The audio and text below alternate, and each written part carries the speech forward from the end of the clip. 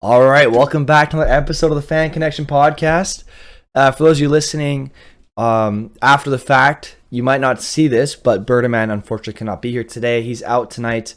So it's just Ponch and I. We're going to break down round 2 of the Stanley Cup Playoffs and give you our predictions for round 3. But before we get into any of today's topics, I want to give a quick shout out to my boy, Ryan Strome. Ryan Strome, thank you for winning me $77 for your goal tonight. I placed a bet on Bet365, non-sponsored. Please bet responsibly. I'm just sharing a bet that it was a free bet, but I'm just sharing with you guys what happened. It was just kind of funny.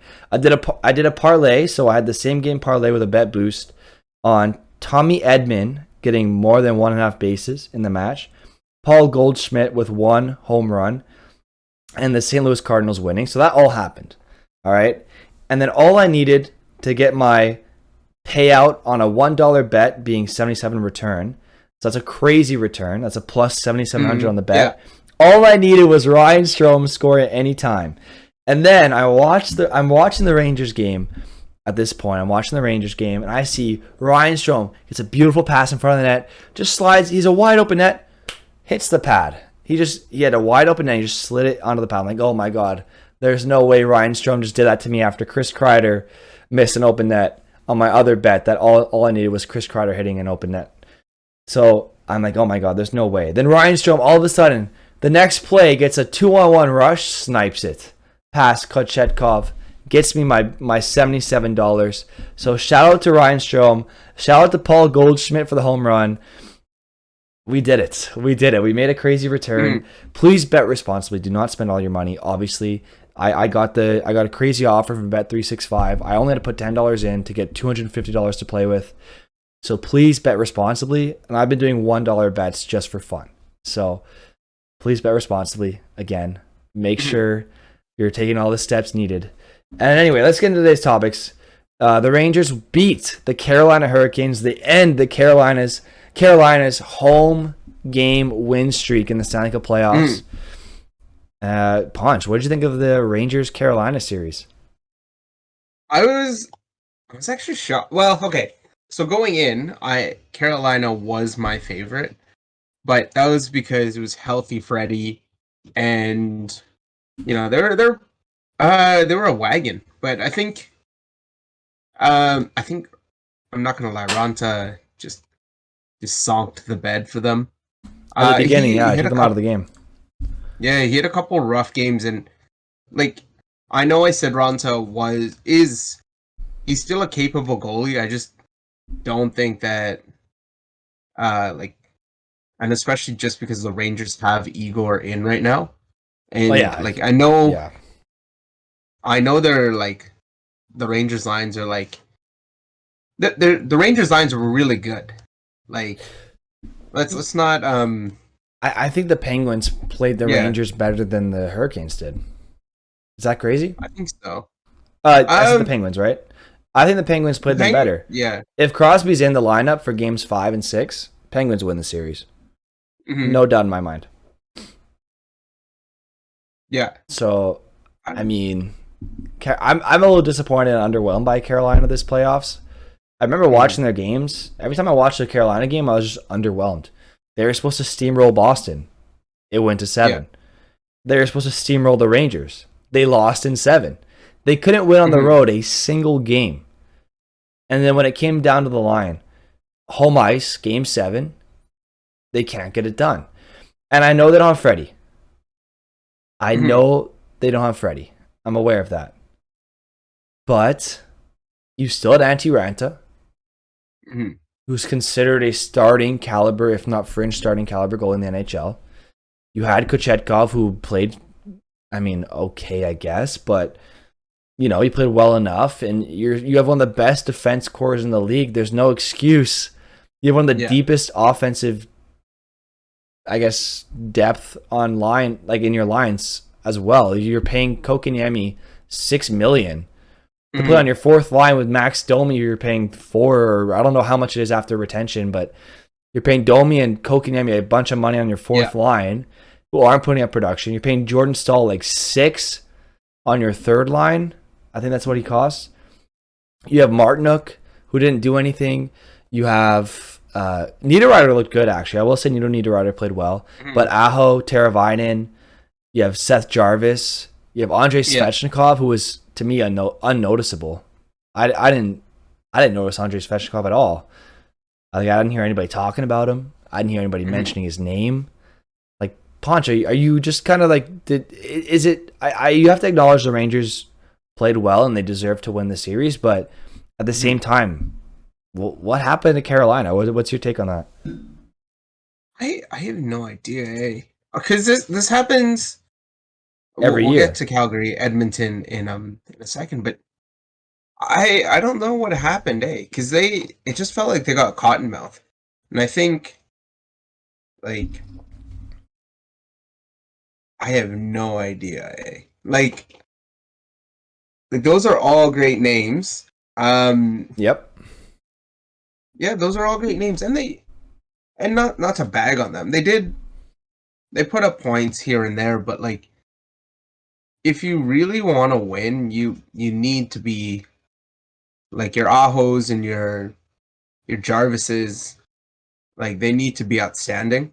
And I think like Panarin just played really well. yep, Kreider he's still on a tear. great, Lafreniere's putting yep, in the effort, and developing. I think they just got up, yeah, and they just got outplayed by Igor because Igor's kept them in.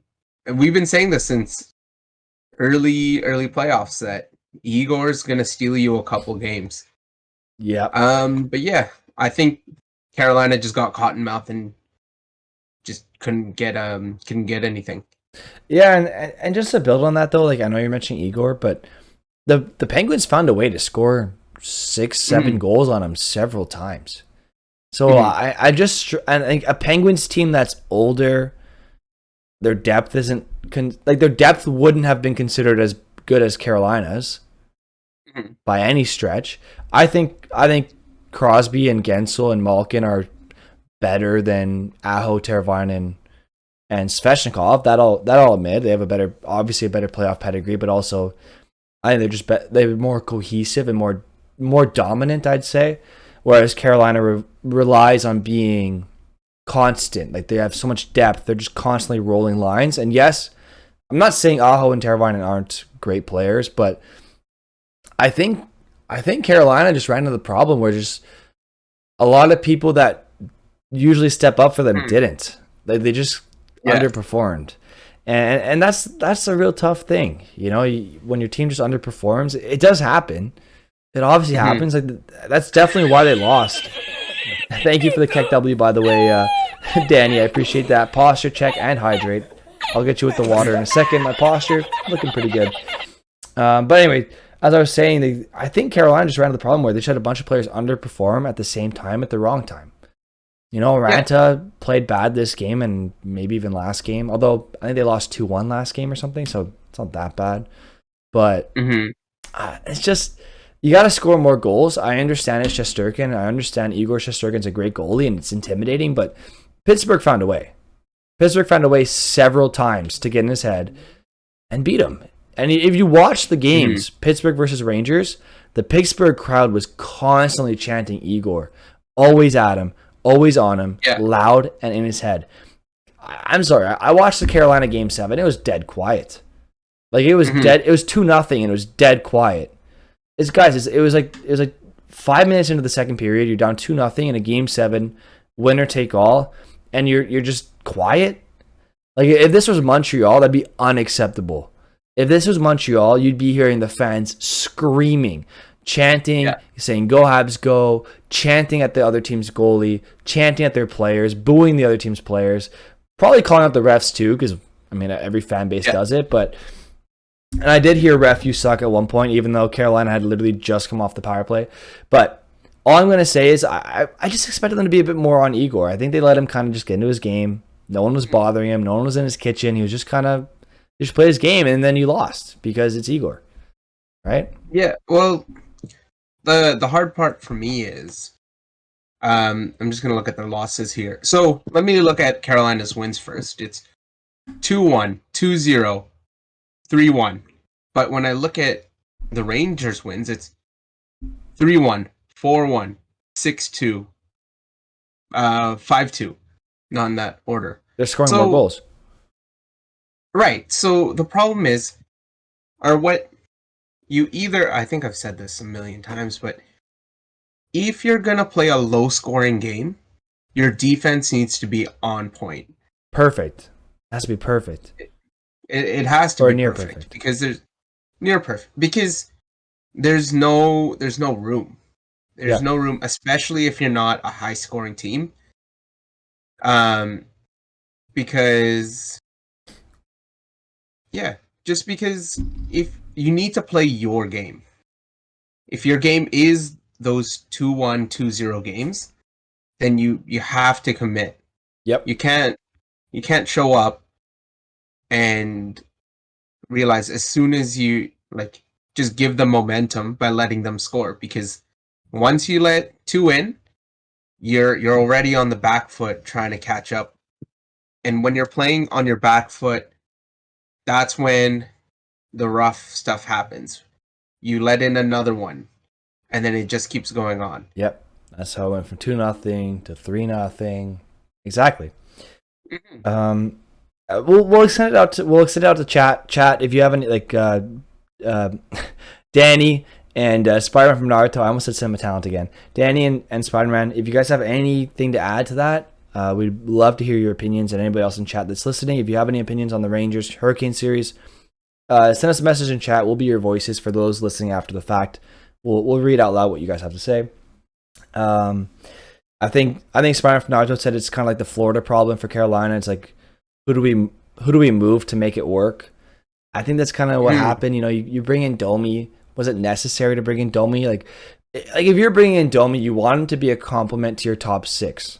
You don't want him in a depth role. That's not where he's going to succeed. It's just not who he is. And you saw it in Columbus. Like when he was playing on the fourth line, he wasn't getting points. When you put him on the first line with Patrick Laine, he's getting points, and he can make it work because he's a good player. So that's why I really liked him for Toronto. They found Bunting, which is a cheaper option than Domi, but I think if Domi gets a contract decrease or a pay decrease, I think he'd be a good fit in Toronto. But that's just my opinion. But let's get into the next series. I thought Max Domi was going to be a solid fit in Carolina. I agree. I thought he would be too, but I think they just used him on the fourth line right wing, and that's just not how he's going to... Like, he played well with Jordan Staal in Game 7 against Boston. He scored 2 goals. And then they're like, oh, yeah, nice. No, you're playing on the fourth line, though. So I think it's just more utilization. I don't want to call it Rod Brindamore because he is a great coach. Yeah, but Rod the Bod. Love Rod the Bod. He seems like a great coach, at least. I've never met him, but I think that's one of those things that he just maybe management thought that Domi would be really good, and then the coach didn't really think that they needed him. So I think that was probably the issue. But anyway, let's move on to another series. We'll talk about the other Eastern Conference series. This will take 2 seconds because the series lasted all of 2 seconds. Tampa Bay sweeps Florida. All I'm going to say is, Florida, what the hell? Bro, we had such high hopes for you. We had such high hopes. I bet on Florida, and I didn't bet on it, like put money on it, but I said on the podcast, I think 5 or 6. I think in 6 I said for Florida, and I couldn't have been more wrong or further from the truth. Tampa Bay sweeps Florida 4-0, and some of the games were close, yes, but Tampa Bay just seemed to always have an edge. They just always seemed to know they were going to win. And that's just the pedigree of being a champion. And that just goes to show how good Toronto was. The President's Trophy winner, I think, or maybe second place team in the league, the winner of the conference at least, and the Florida Panthers gets swept by the Tampa Bay Lightning. Toronto, and without Braden Point, by the way. Whereas Toronto, against Tampa Bay, with Braden Point, took them to 7. So I know if this is not going to be... I know this might not seem great for Toronto fans. It's probably bitter, but all I'm trying to say is it's not as bad as you think. Like, I know, like, everyone's like, oh, Toronto lost. They blew it. They lost. They didn't get out of the first round. This is so different than every other time. Like, yes, last year against Montreal, you blew it. Of course you did.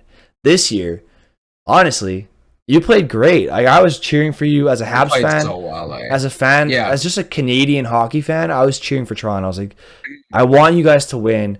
represent us. I know Sportsnet. I hate how Sportsnet and TSN like bandwagon on the Leafs, and even if the Leafs are out of the playoffs and Montreal's in, they'll still talk about the Leafs more than the Canadians, which is annoying to me, but I am okay with it because I was okay with it this year because I actually wanted Toronto to win, if not Edmonton or Calgary. So I was just cheering for any Canadian team. And then when Toronto lost, I was devastated. But all I can say is they played great. Like, I watched the play. There was never a moment in my mind where I thought Tampa Bay was sure they'd win. Mm-hmm. Like, they pushed Tampa Bay as far as anyone has in the last 2 years in which Tampa Bay's won the Cup. I think the closest team to push Tampa Bay as far as Toronto did this year was the Islanders. That's all I'm going to say. So Toronto fans, I know a lot of people are like making fun of you on social media because of how many years it's been since you made it out of the first round. Just ignore them. You guys had a great regular season. You have a 60-goal scorer. You pushed us back-to-back Stanley Cup champions to 7 games and lost by 1 goal in Game 7, essentially, if you take away the empty netters. You guys played great. And Florida, you didn't. I know I started talking about the Leafs, but Florida, you blew it. I'm disappointed in you. You had Ben Sherratt, the Passion, who put up great numbers for us in our expansion draft. Maybe we can do a quick sim of that after the podcast, Ponch, if you want to join us for that. But I'm just so disappointed. I'm just so disappointed by Florida. That's all I'm going to say. Yeah. I think we can leave it at that, Ponch. I don't know if you want to chime in on that. No, I think you've summed it up, and it sucks for Jumbo and it sucks for Giroux because they're hunting. They're still hunting. Yep. And I really thought Florida was a wagon. I think I saw his tweet by Jesse Pollock, and he said, "Your exceptional players have to be exceptional all year round," or something on the lines of that. You can't. It's really hard for a team when you put up 110 points in the regular season and then just don't show up in the playoffs. Yeah, and like even against the Capitals, they looked bad. Like they looked bad. They won because they have so much talent, but it looked bad.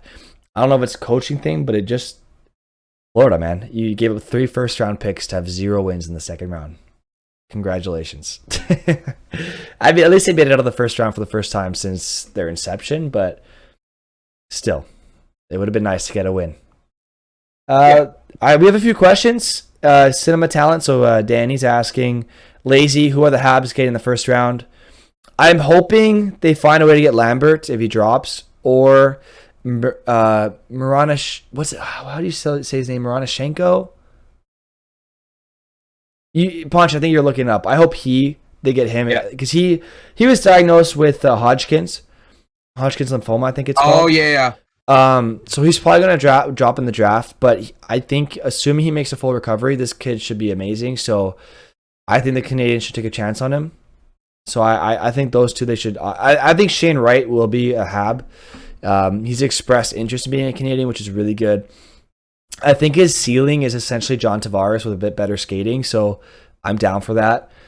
Yeah. So we'll see how it plays out. But I'm down for Shane Wright. Honestly, I'm down for anybody in the top 3. Like I'm down for Slavkovsky as well.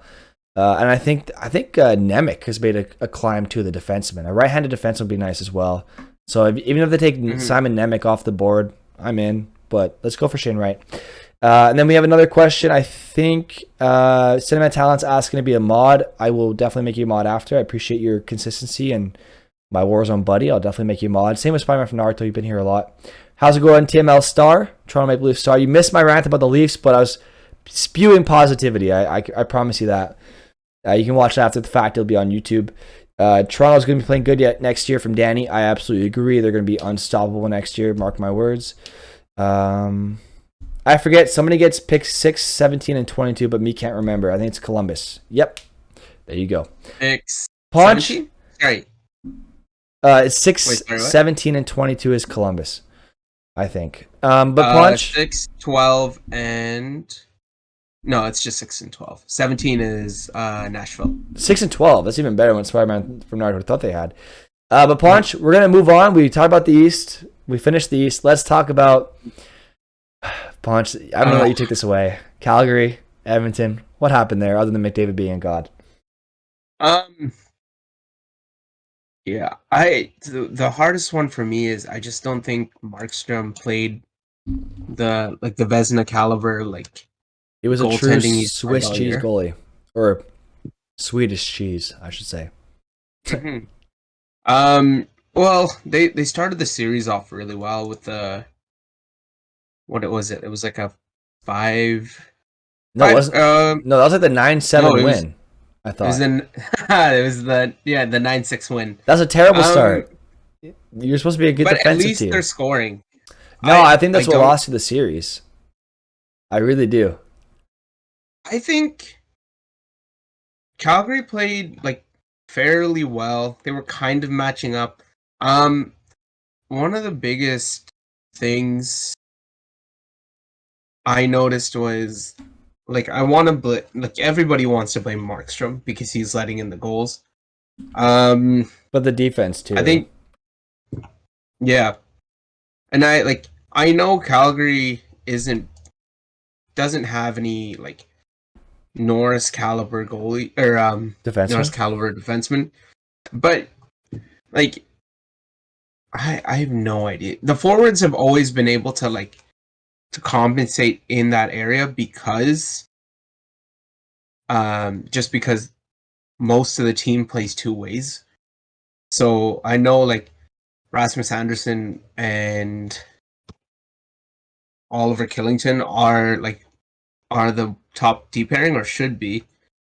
But I in think all honesty, Shillington. Sorry, go ahead. I I'm not gonna lie, I'm just at a loss for words because Johnny Gaudreau had 14 points in 12 games. Matthew Tkachuk had 10 points in 12 games. Lindholm had 9 points in 12 games. These are all players that showed everybody showed up. Yep. Um, Yep.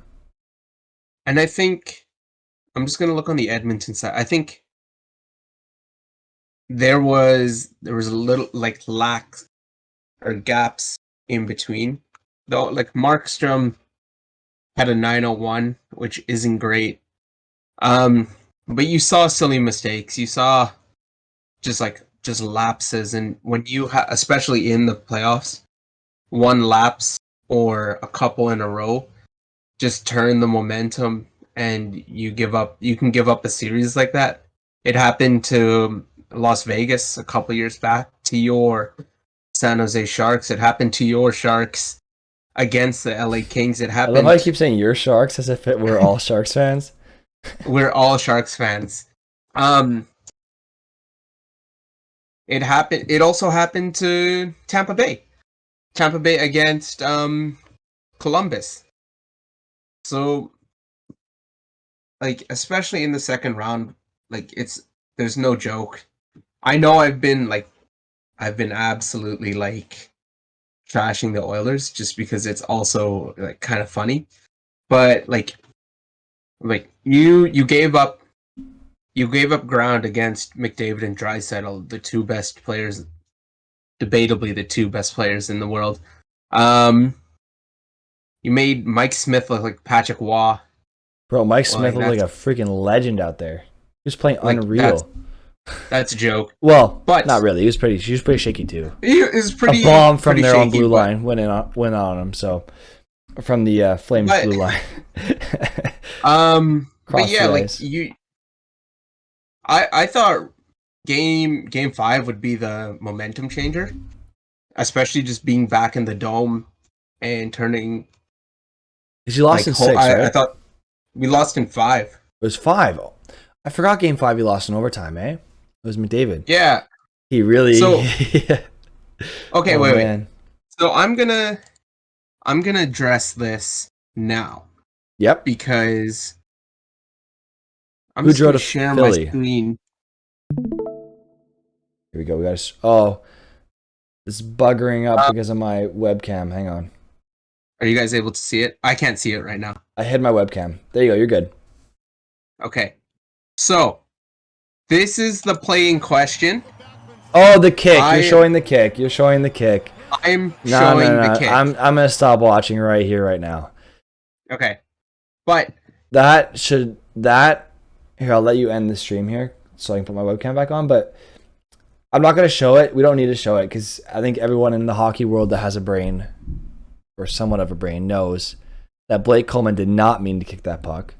And if he did, and even if he did mean to kick it, it was not a flagrant kick. The ruling on the ice was a good goal. Therefore, you need rigid, obvious evidence, pure evidence, and like obvious. It needs to be obvious to overturn. To overturn a call on the ice, it needs to be really good evidence. And that, I'm sorry, was not. The ref got it wrong, and it does happen. They do get it wrong. And I don't think, even if that goal does count, I still think Calgary loses. I think Edmonton scores anyway, but that's tough, man. I don't blame Calgary fans for being upset about that. Honestly, I don't blame a lot of hockey fans for being upset about that. That was absurd how that was not called a goal. But I mean, the fact that you're in a 6-5 game against Edmonton, that means your strategy ain't working. You gotta rethink your defense. Like, to quote a Heinz Doofenshmirtz, if I had 2 nickels for every time we lost a game because the goal was waved off, I'd have 2 nickels. Which means you wouldn't be very rich. Or, sorry, it's something like, I'd have 2 nickels. But it's weird that it happened twice. Yeah. So I'm gonna give a little bit of a rant here. Wasn't a kick, like, I know the potential, like, it would have been maybe a 4-2 series at best, but like, referees, I understand that you get it wrong in the moment. Yep. And sometimes that does happen. They got it right in the moment. But when you have slow motion at 47 different angles, and you can repeat it, and you can see that Mike Smith tripped Coleman first. Yep. Because he got his pad in front of Coleman. And you see that he's being pushed. And you don't go, oh, maybe he's, doing his thing to make sure he doesn't die. Yep. To stop. And it's like, I know, like, refs, I know it's a hard job, but like, chat, check the Discord. Oh, Jesus. I will show you goals that were considered good with a more extensive kicking motion. Oh, there are so many of them. There are so many of them. Either, like, you need to be more consistent about this. You need to set, like, an actual standard, because if I can show you 3 different clips that show a more defined kicking motion than Blake Coleman, then, like, there might be a problem here, and there might be a little inconsistency. Yep. And were they from this year, though? The ones that you pulled up? Because if they're not from this year, then it's irrelevant. But I will agree with you, though. The refs got it right in the moment. They got it right when they called a goal on the ice. The puck was going in anyway. He was trying to stop. Even if he did slightly angle his foot, you're allowed to angle. You're allowed to angle your foot, guys. You're allowed to do that now. Yeah, like, are you telling me he kicked it with the backside of his foot? Because didn't it hit his right skate when he was stopping and he was facing left? So wouldn't that be his backside of his skate too? Tell me he kicked with the back. You tell me he did a distinct kicking motion on the backside of his skate? Because I think it was the backside of his right skate, wasn't it? Mm-hmm. So how the hell is that even possible? I can't kick with my backside. I mean, I could, but not on skates. It's kind of freaking hard. So I'm gonna send I will send a thread. But Thomas Chabot's goal earlier this year, where he stuck his foot out, that was a goal. Yep. I think, Podge, I think you're honest on that. I think Gary Bettman really wanted McDavid in the conference finals this year. I mean, they deserve to be LA, although it was very close, which is scary. Yeah. Why was LA series so close, and then Calgary so not? So is LA better than Calgary? Who knows? Yeah. But let's move on, Punch. Let's move on to the next series because it is getting late. It's almost midnight for me. Let's talk about the Avalanche Blues series. There was a lot of outside of hockey stuff going on here, and I feel so bad that Kadri had to deal with this, and that people have to deal with this on a daily basis. It's not okay, guys. Everyone deserves to have. Everyone should be treated equally. Everyone has rights. That's important, guys. Everyone has rights. Yeah. And it's our responsibility to make sure everyone's rights are respected and everyone's treated like a human being. So to have fans DMing Kadri on an accidental play where he got pushed in by the defense and accidentally injured a goalie, to have people make racist comments to him is just disappointing. Honestly, I know it's not the majority of fans, and it's definitely a vast minority of fans doing this. At least I hope it is. I'm hopeful that that's a minority, and I hope it's a minority of St. Louis fans. But for that reason alone, I wanted St. Louis to lose, and I wanted them to lose bad. So I wanted Colorado to just walk away with that series, and they basically did. I mean, they won with 3 seconds left in Game 6, so maybe the game would have gone to 7 games, but I think Colorado wins regardless. Kadri played unreal. He put up a hat trick the day after, or the game after, I should say. All these things are being said to him on social media via DM and whatnot. So, or maybe posters and stuff, and people yelling at him. Anyway, there's a lot of stuff going on, and threats to his family. But anyway, he puts up a hat trick, plays unreal. McKinnon scores an unreal goal at one point. Unfortunately, the team still lost that game, but still unreal goal. Tried to take his team on his back, and unfortunately didn't work for the hat trick too. But the team still lost, unfortunately. But Colorado deserved to win that series, I found. Binnington played great until he got injured. Husso was okay. He was all right at times. I felt he could have played a bit better, but I mean, Colorado's just a wagon, and you can't really blame a goalie for not putting up insane numbers against them. Ponch, what was your take on that series? I thought Kemper was a little sketch to me. Like Kemper's not. He seems a little rattled. Maybe he's probably playing injured, but his catching glove was off. But what did you think of that series as a whole? That was a great series. I actually had the Blues winning the series because I thought because Colorado's had a tough time against a history of have had a history of just crumbling in the second round. But the McKinnon era of Colorado. Yeah. Yeah. No, I think Kemper's playing really well. You know, your usual suspects are unreal. Your Makars, your Landeskog's, your Rantanens, and Kadri's been insane. And it sucks, for those who are watching, especially if you're a person of color like me, it's tough to see whenever somebody that's a person of color gets berated because of their race.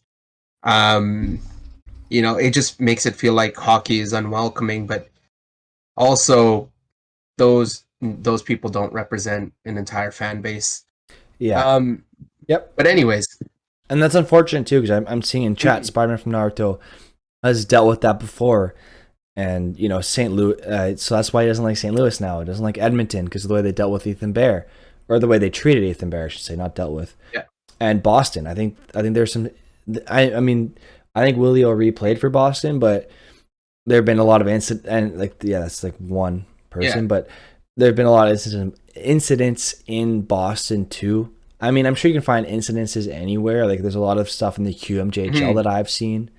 I've seen a lot of I'll just say non-white, to be honest with you. I don't want to say one race in general. I think it's almost any race other than white that receives racism from certain people. And I don't want to say anything too specific, but I've seen a lot in the QMJHL. You saw with Akeem Aliu's story.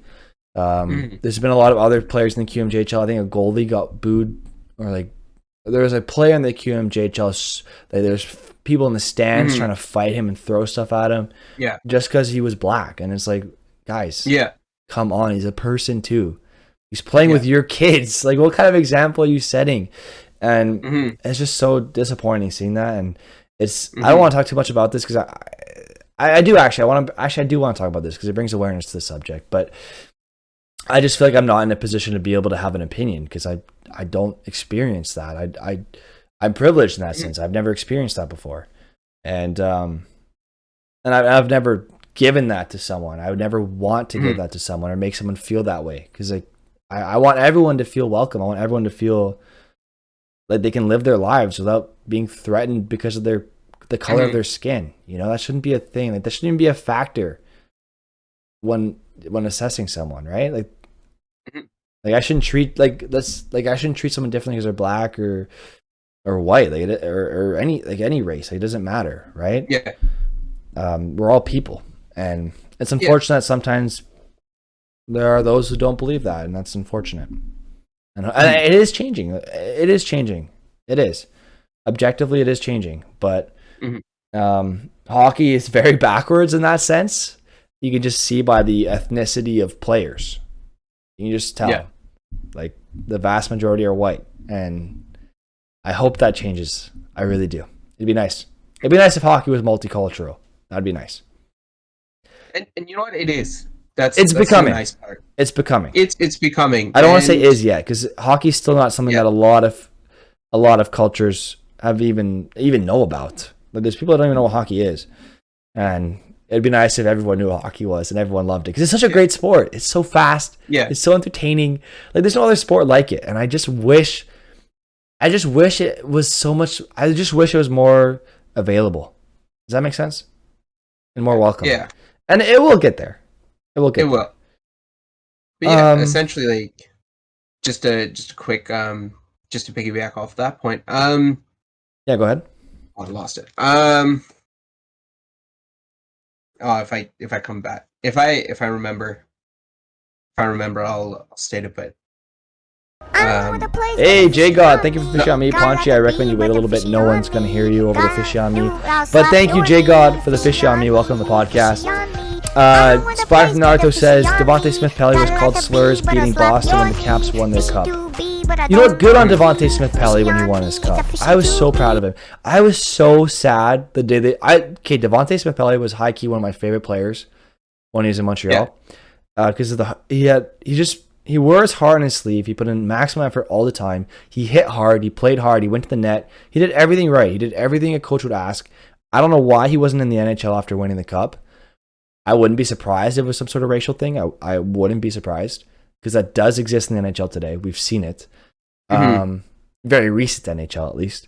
So I just...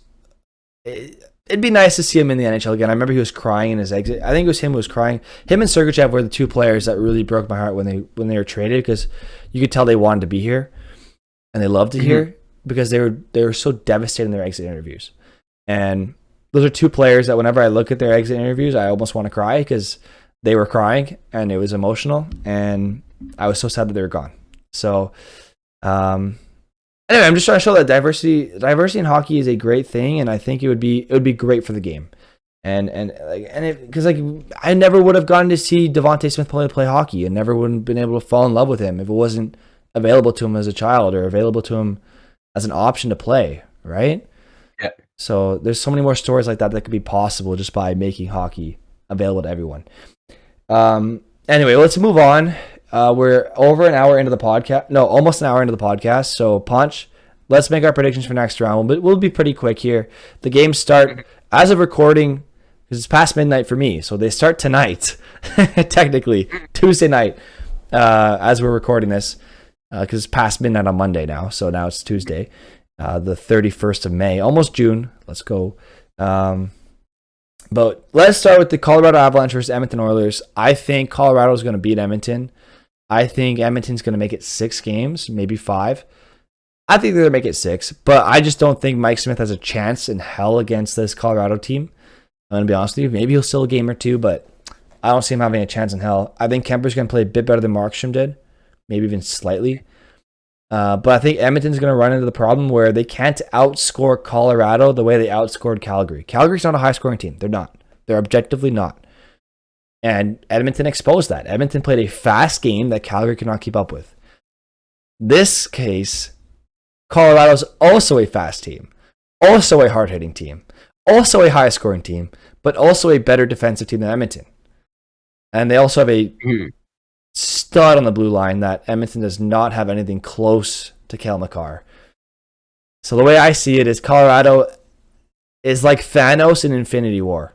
We're not talking Endgame. We're talking Infinity War. I am inevitable. I know he says that in Endgame, but we'll just say the outcome of Infinity War with that quote. So I'm sorry, Edmonton. I love the story with Ben. It's been a great story. I've loved that they've done that. It's a great. I love it. Not only is it great, it's not only a great PR move because obviously it's a great PR move, but it's also just a great human move. Like it's just a great, wholesome thing to have. Yeah, such a nice I don't like the Oilers. Me neither, but it's hard to cheer against them when they do something like that. Yeah, that's really that's a lot of class. Yeah, shout out to you Oilers and for doing that with Ben. And McDavid and Draisaitl, embracing them. That's insane. And Hyman too. And it's not just the whole Oilers staff. Yeah, and it's one thing to just bring Ben in and for one game and make literally his life from that one game because as a kid that makes your in that moment that makes your life that's if I was a kid his age going through what he's going through. And the Canadians did that for me, that would make my life. That would make me so happy. Because at that age, you care about family, food, hockey. That for me, that was and friends, obviously. Friends and family, food, hockey, sleep, maybe. I don't know. Other sports, school, somewhat in there. But hockey's a big thing. So if Ben's the same way as obviously, he's going through a lot worse than I ever went through. But his mentality towards loving the game is what I'm saying. That would make his life, at that age, and just one game. That's insane, right? But the fact that they went, they didn't just do one thing as a good PR move. I said it was a good PR move at first because it is, objectively it is. But they took it a step further, which is something that not every team has done. Not many teams have ever really done. But they took it a step further with Ben. Really embrace him as part of the culture of the team. And it shows in the players, the way they care for him. So it's hard to cheer against Edmonton. Class. My heart wants Edmonton to win because of Ben. But I'm sorry. I just think my head tells me, my brain tells me Colorado's inevitable. They're going to kill all my favorite heroes. They're going to kill off Black Panther. They're gonna dust them away on their trip to the Stanley Cup, and then maybe next year that's when Endgame happens, and maybe Toronto finally wins. But I think this year is inevitable. I think this year is Infinity War. I think this year is Colorado. That or it's Tampa Bay. One of the two. I don't know which. Yeah. Tampa Bay's trying to build a gauntlet of rings, but it's gonna be either Colorado or Tampa Bay. So I'm predicting Colorado for this series. What are you saying, Ponch? I also have Colorado for the series. There you go. Cale Makar is still unbelievable. Nathan McKinnon. Yeah, absolutely. McKinnon, Landeskog, and Rantanen, the three-headed monsters, just insane. Devon Taves is playing so well. Nazem Kadri is playing so well. Bowen Byram has 6 points. He's moving the ball. Josh Manson. He's your third goalie. Yeah, he's saving Kemper's bottom out there. He's saving Kemper a lot. If I feel like if Colorado can shut down that top line, that's the key to winning the series because it was McDavid, Draisaitl, and Kane. Yeah, and Hyman at times. And Hyman and Nugent Hopkins sometimes. Nugent Hopkins has been impressing me this year in the playoffs. Regular season he was terrible. All right. Regular season he was terrible, but playoffs he went from terrible to okay. Does that make sense? Yeah. No, that's fair. So, what you like? What I want to see out of Colorado is shutting down those, shutting down those top lines I mean, because they have Lehkonen with McKinnon and Landeskog on the first line. They have mhm, Rantanen with Kadri and Nishushkin on the second line / first line. They're both first lines in my books.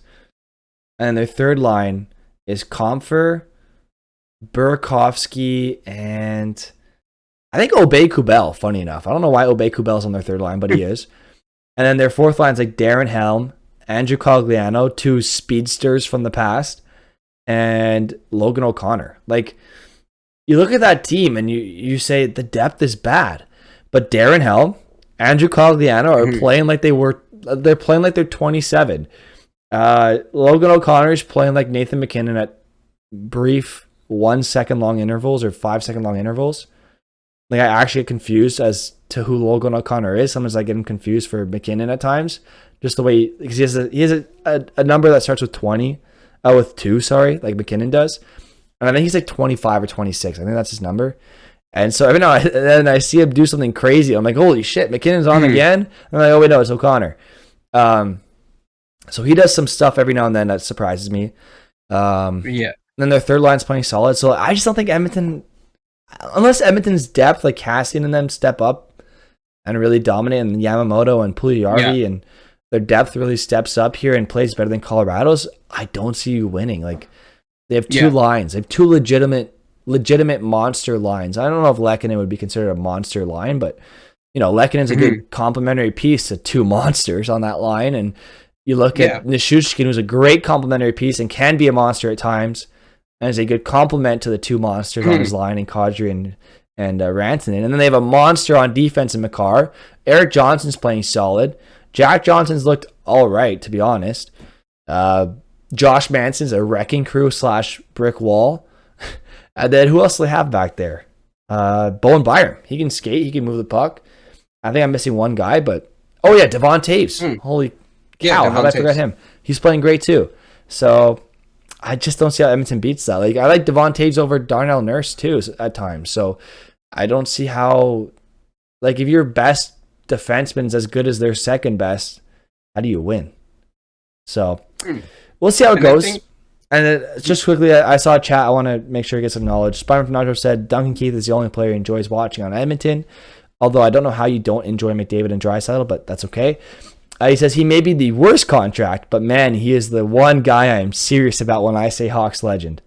I mean, I guess that's fair. He's your era of Hawks, and he was a great defenseman for you guys. So I don't blame you, but I mean, how can you not love cheering for McDavid and Draisaitl? Those guys are crazy out there, and honestly, Kane too has been great. I mean, off the ice, his antics are a little interesting, but he's trying. It seems like he's trying. I know he has custody of his daughter, and he filed for bankruptcy. I think he's trying to turn it around. I really do. I do mm, have hopes, and I think he just had a gambling addiction. Like, it's a real thing. Like, addiction is a real disease. It's a problem. It is really hard to battle that, and I think he just had a gambling or maybe even a spending addiction. To be honest with you, I don't want to diagnose him with anything, but I see a lot of people hating on him. And guys, addiction's a really tough disease, and I'm not going to hate on a person for that. You can hate on him for decision making, sure, but I don't really want to. I don't know if he has a disease or not. I don't know if he's addicted to gambling or not. I don't know if that's why he lost his money. Didn't do enough research, but just be careful before you start criticizing people. So I'm just gonna be optimistic and hope that Evander Kane's turning it around. But let's move on. Let's move on, Ponch, to the next series. Let's talk about Tampa Bay versus the Rangers. I'm calling Tampa Bay in 5. What are you saying? I've got Tampa in 6. Okay, respect. That's Tampa in fair. 6. I'll give a quick reasoning as to why Tampa in 5. I think Tampa Bay has the pedigree. They swept Florida. I think beating Toronto gave them the confidence to sweep Florida. And I think sweeping Florida gives them the confidence to just dismantle the Rangers. I think Tampa Bay has had time to prepare. I think they're going to look at the Penguins games 1 through 5 and see exactly what the Penguins did and replicate that near to perfection. Because they can. The Penguins are a team that is extremely well coached, lacking depth, but extremely well coached with a few high-end talented players that can help coach the rest of the team. And Tampa Bay is a well-coached team with a good top end that can help coach the rest of the team, with a great depth that can help coach the rest of the team, with a great goaltender that can help coach the rest of the team in some ways, I guess. So they can take Pittsburgh's blueprint, alternate it a little bit to apply to their team a bit more, and just say, okay, Rangers, deal with this now. We're not injured. We're not older. We're not dying. We're not a franchise that, no offense to Pittsburgh, but is slowly dying. We're in the prime of our franchise right now. Deal with that. You have Igor Shesterkin? Oh, yeah? Here's Vasilevsky. He doesn't lose elimination games. Good luck with that. Oh, yeah? You have Panarin? Well, here's Kucherov. Oh, yeah? You have Strome? Here's Stamkos. Who's your second-line center? Zibanejad? Oh, yeah? Here's Braden Point, if he's healthy, hopefully. And then you have, I guess, Kreider? Yeah, Kreider, goal scorer. Okay. Here's our other guy. Oh, yeah, Adam Fox. Here's Hedman. Like, there's so many things that Tampa can do just to, like, if you want to cancel out 1-to-1 between Tampa and the Rangers, Tampa Bay inevitably wins. I'm sorry, it's just the way it is. I like the Andrew Kopp acquisition. Underrated acquisition. He's played great for them. If they can keep him long term, please do. I think he might be signed already, but if they can keep him long term, please do it. He's playing great for you. And I like what the Rangers have done. I think they're just too young. I think they're on the up, and they've made the conference finals. That's amazing. You're on the up. You've gotten great experience for Braden Schneider, Lafreniere, Adam Fox. He's still very young. Panarin has already won a cup, so I mean he's fine. But Capo Caco is very young. Panarin just won a. Didn't he already win a cup with? He won a cup with the Hawks, didn't he? Yeah, actually. I'm pretty sure he did. If he didn't, he definitely made the playoffs with them. And he's not that young anymore. And then Shesterkin's young. So you're getting a bunch of experience with these young guys. Zibanejad's getting great experience too. He's much needed experience there. I mean, look, this is a great Rangers team. I think they can win the cup soon. I definitely do. And I think if they beat the Tampa Bay Lightning, I think the honestly it's a 50-50 coin toss. But is he Calder? Oh, okay. I thought he did. Nope. No, it was I stand corrected. It was a funny time where Artemi, because this is how he ended up in Columbus. They'd won their couple cups. Signed Panarin. I think they had to free up caps, so they traded Saad. They traded Panarin for Saad, and then to try to win again. And then had to trade Saad away again. They lost. Yeah.